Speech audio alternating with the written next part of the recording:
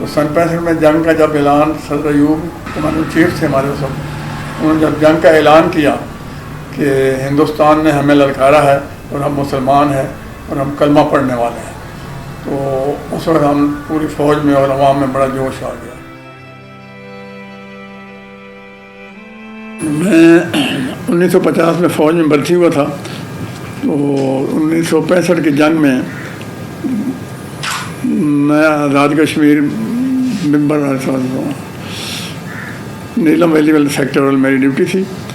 تو جب اعلان ہوا جنگ کا تو اس وقت ہمیں بہت جذبہ تھا۔ ایوب خان نے بولا لا الہ الا اللہ کی مدد سے آپ لوگ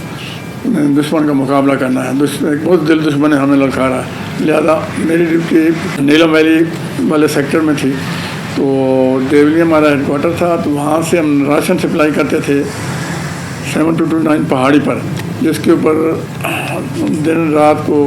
فائرنگ شروع رہتی تھی دشمن کی، بالکل قریب تھا دشمن یہ چاہتا تھا کہ ان کی اوپر سپلائی ہیلی کاپٹر سے بھی نہیں جا سکتی اور ٹرانسپورٹ سے بھی، گاڑیوں سے بھی نہیں جا سکتی، تو لہٰذا ہم پیدل جاتے تھے جانوروں کی مدد سے۔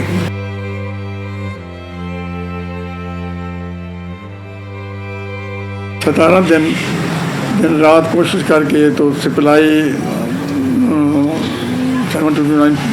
چیک پوسٹ پر پہنچاتے رہے، دشمن گولیاں برساتا رہا، ہماری کیجوالٹی بھی ہوئی، جانوروں کی بھی، آدمیوں کی بھی، مگر ہم نے دل نہیں ہارا۔ تو آخری وقت تک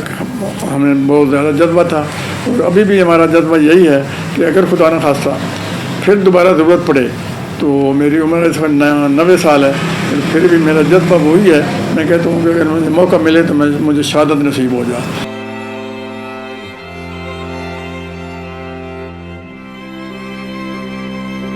میرے شوق کو دیکھ کر میرے بچے بھی ہیں، ابھی ایک میرا پوتا ہے وہ ڈاکٹر کیپٹن ہے آرمی میں، ایک میرا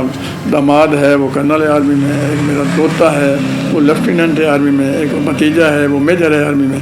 تو مجھے دیکھ کر وہ سب لوگ آرمی میں گئے ہیں، تو میرا بھی جو پردادا تھا وہ 1914 کی جنگ میں شہید ہو گیا تھا،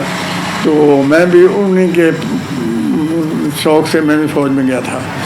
تو اب بھی میرا یہی ہے کہ اگر اللہ نے موقع دے تو میں بچوں کو یہی نصیحت کرتا ہوں کہ آپ نے ملک کی دفاع کے لیے اپنی جان قربان کر دینی ہے، مگر پیچھے نہیں ہٹنا۔